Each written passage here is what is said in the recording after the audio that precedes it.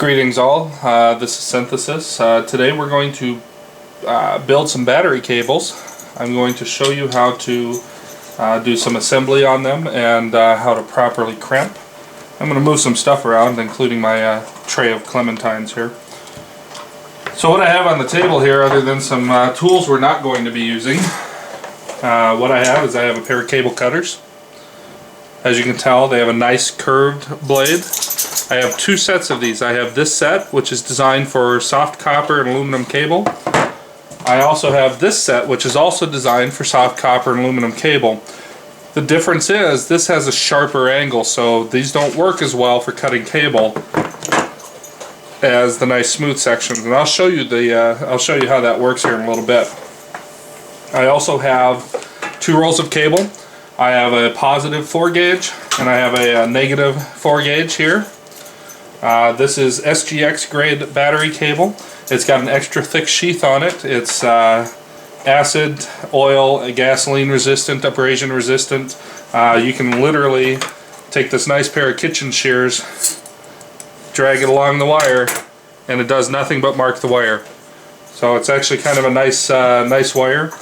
I have triple wall polyolefin heat shrink tube. It actually has a glue on the inside edge.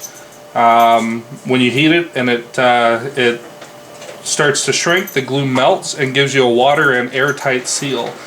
The enemy of copper is moisture and oxygen together.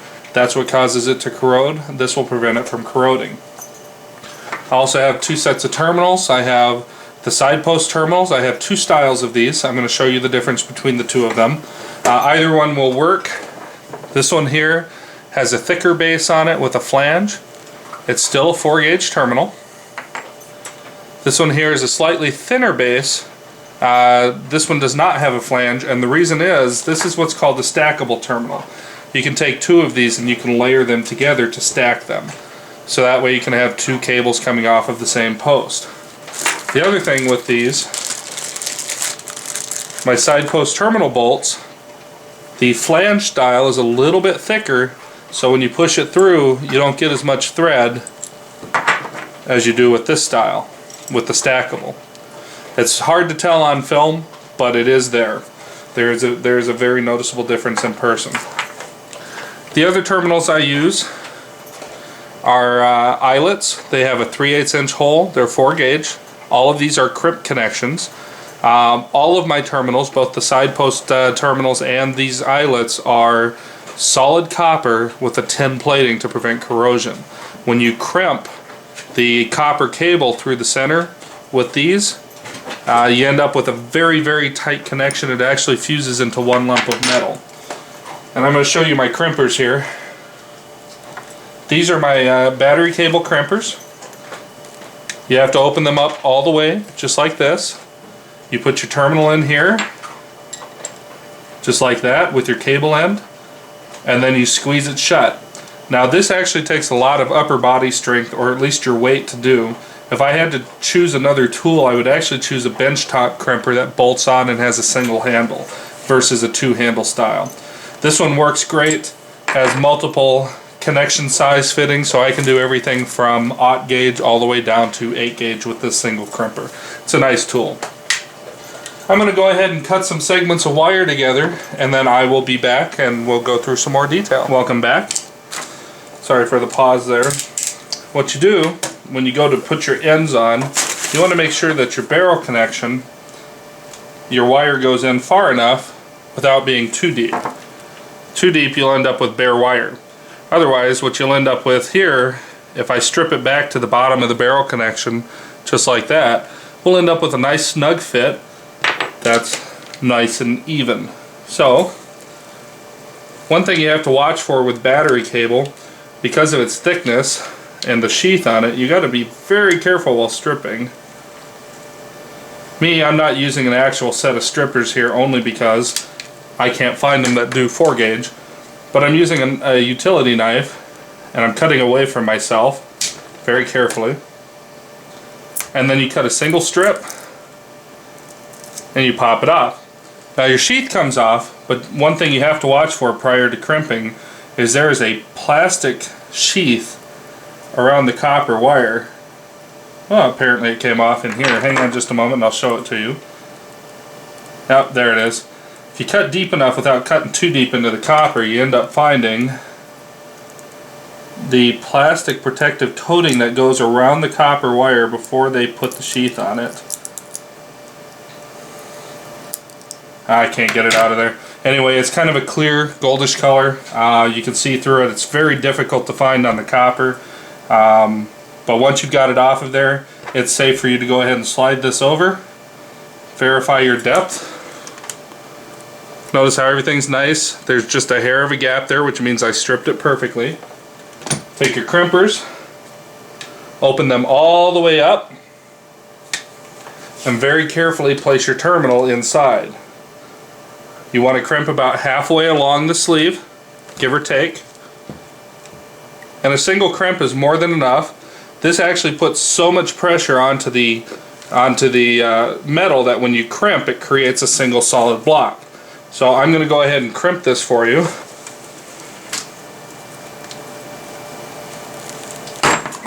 And I got to put my weight into it. And as you'll notice, it actually forces that copper wire and everything, just like a standard electrical crimp, forces it into a single lump unit. There's no way that I'm pulling this terminal off of there. Now you can take your heat shrink, you can slide it over, and you'll want to heat it right about there to cover the crimp and the bare wire, and then of course to seal on your insulation. I actually have one already done. I'll show you what that looks like here. When it's all shrank down, you end up with a nice uniform coating. It actually has a sealant inside, so you won't get any moisture or any air inside the connection. This is a complete positive cable with the exception of the protective sheath that I put around it. I currently have it zip tied just to keep it out of the way. I'm going to complete a few more cables and I'll be back with you shortly. And we're back. I have several other cables already crimped and created. What we're going to do is I'm going to show you how to heat shrink these. Now this is a thick wall, it's triple wall polyolefin. I generally use a torch, propane torch. One of the tricks to heat shrinking with propane is being very quick and making sure that you don't sit in one spot too long. And you also want to make sure that you don't cover the flat circular surface on the back side. So we're going to run the heat shrink up there, light the torch, and just heat evenly, pass over it. It will eventually start to shrink. And as soon as it does, the glue will make contact and bind it in place. Now we can heat the back side. And we want to make sure that we shrink this evenly all the way across. If you look in the end, I don't know if you can see the light there, but you can see the polyolefin is melting, or the sealant is melting inside, which is sealing this up. I'm going to show you a unique little trick when I'm done. After everything has shrunk down and while it's still hot and the glue is still soft, I like to turn the heat shrink a quarter turn. It's a little warm on the fingertips, but it works well. And make sure that the glue seals evenly. We're just about done with the heat shrink here. Hang on just a sec.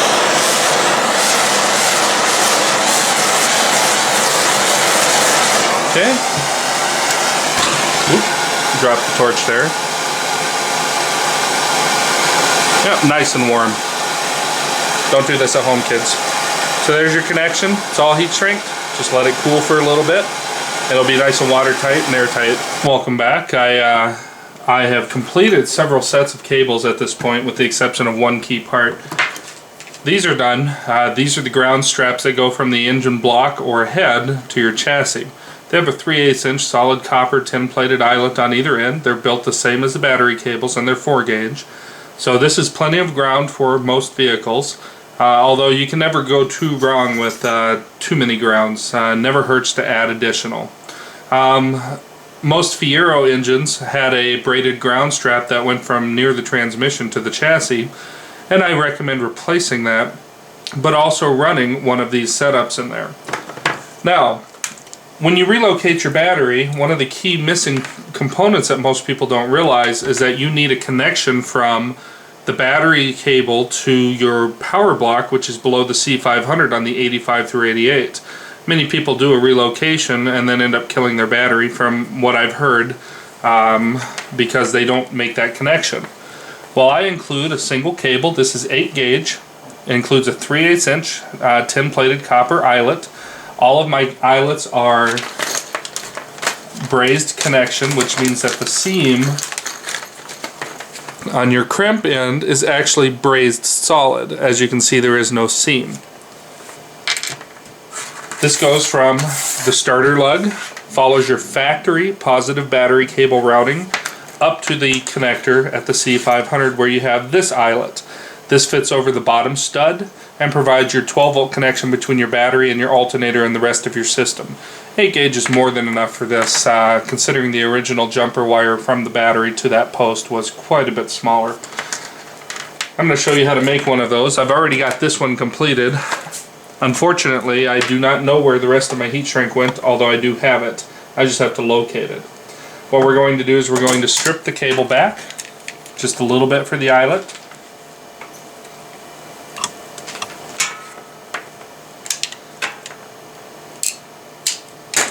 And just peel the insulation off. We're going to put our eyelet over the wire. As you can tell, that's how it goes. Then we're going to take a set of my heavy-duty crimpers for this. And we're going to align it so that as you can tell, the little groove or the notch on this side lines up where the seam would be. Give it a good solid squeeze. I can't squeeze with my left hand, so I have to use the right hand. And you'll end up with a nice solid connection.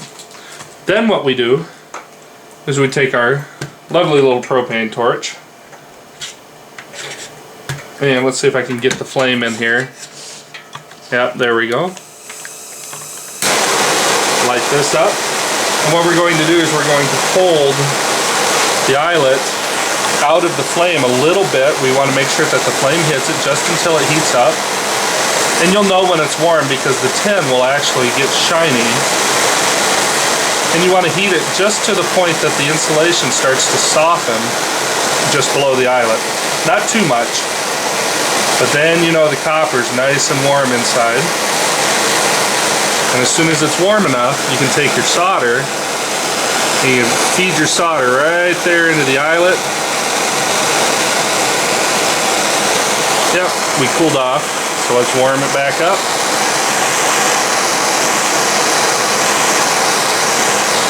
And you let the solder wick its way up the eyelet through the copper until the copper's nice and coated.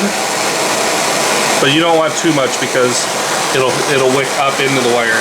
And as you can tell, we now have a nice, clean, soldered joint. I'll go ahead and close this. Set this over here. I'm going to set this wire down and move my solder over here. And I'm going to let you see the finished one. Then you take your heat shrink tubing. This is also a single wall, but it's polyolefin and it has the adhesive inside. You slide that over and you want to make sure that you cover the crimp connection and the end of the wire. Even though it's soldered, it's going to be an airtight connection with the solder in there. And you heat shrink it. Once it's done, you end up with a nice, clean, solid connection and a nice, clean wire. One of the last steps that I do in the cable making process is I cover the last approximately 18 to 20 inches of the ground cable where it goes up from behind the heat shield under the Fiero to the engine block or transmission bolt with this. It's a polypropylene flame retardant wire loom. This is engine grade wire loom. And what you do is you take your negative cable, find the split in the loom, and you start by placing it over the cable, just like this. It's going to be difficult to see, but you split it, and if you're gentle, you can just sit here and push just like this. This is the hardest part of wire looming. is getting it on there without bending the loom. And you can tell that we bent the loom. It's a little difficult to see because it's black on black.